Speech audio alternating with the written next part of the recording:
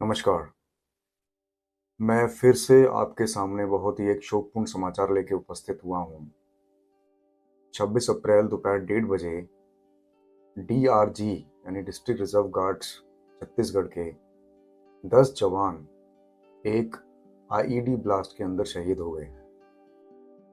ये 10 जवान किसी ऑपरेशंस का अंजाम देके वापस लौट रहे थे। उस दौरान ये हमला हुआ और कहा जाता है कि ये आईईडी ब्लास्ट सड़क के ऊपर जो आरनपुर समेली गांव के रास्ते में हुआ, ये इतना भयंकर था कि 12 फुट बाय 25 फुट का एक गड्ढा सड़क के बीचों बीच हो गया। धमाका इतना जबरदस्त था कि एंटी माइन व्हीकल जिसमें ये कॉन्वॉय वापस आ रहा था, उसके परकच्चे उड़ गए, पुर्जे तक नहीं मिले हैं। और सिर्फ बहुत सारे वीडियोस में दिखाया जा रहा है कि चेसिस गाड़ी की दिख रही है, वो भी बहुत ही शत विक्षित हालत में है।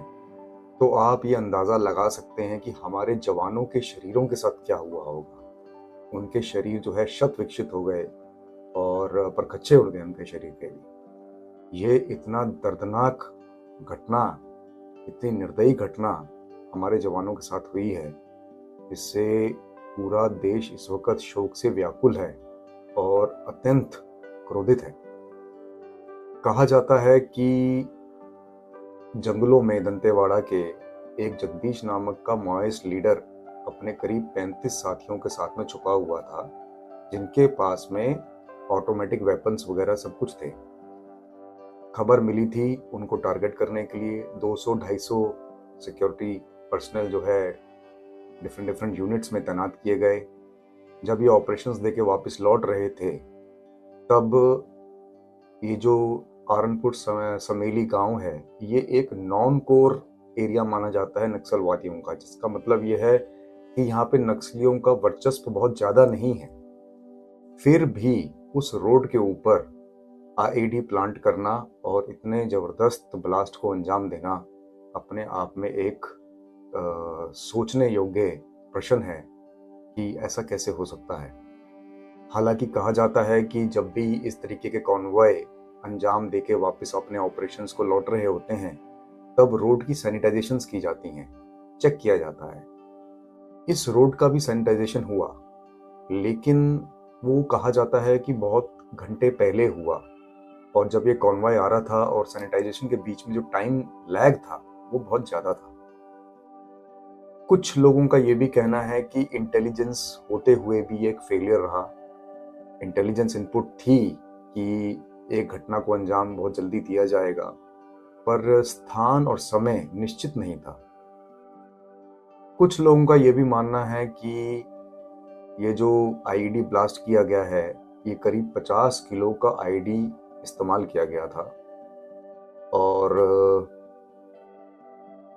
जब से सरकार कांग्रेस की आई है छत्तीसगढ़ के अंदर, कुछ पॉलिसी चेंजेस हुए जिसमें ऐसे मुखबरी के दौरान, कोई खबर मिलने के दौरान कोई ऑपरेशंस अगर करना है शॉर्ट टर्म नोटिस के अंदर, तो एसपी लेवल के पास में ये पावर होती थी, वह तुरंत अपनी टीम गठित करके ऑपरेशंस को अंजाम दे सके। लेकिन अब इस पॉलिसी को बदलकर सारी की सारी पावर को सेंट्रलाइज डीजीपी के हाथ में कर दिया गया, जिसकी वजह से एक दिन का टाइम लैग का डिसीजन लेने में कि यह ऑपरेशन को अंजाम देना है या नहीं देना है, इसका फैसला हुआ। जब फैसला डीजीपी ने लिया एक दिन के बाद में, तब ये जगदीश और उसके साथियों को बहुत ज़्यादा टाइम मिला अपने आप को बचाने के लिए और जंगल में इधर उधर छुप जाने के लिए। अब बात ये भी आती है कि जब ये कॉन्वॉय वापस आ रहा था, तब इनके कॉन्वॉय को रोका गया। कुछ वहाँ पे डोनेशंस कलेक्ट की जा रही थी, कुछ बच्चे थे वहाँ पे, इन्होंने इनकी गाड़ी को रोका। ये बच्चों के द्वारा और लोगों के द्वारा आर्मी या डीआरजी की जो गार्ड्स की गाड़ी थी, एंटी माइन व्हीकल, इसको रोकना अपने आप में एक बहुत बड़ा प्रश्न चिन्ह है कि गाड़ी को ऐसे रोका नहीं जा सकता।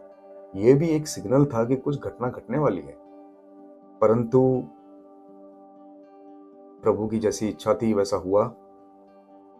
अब सीएम बघेल साहब ने भी अपना दुख व्यक्त किया है।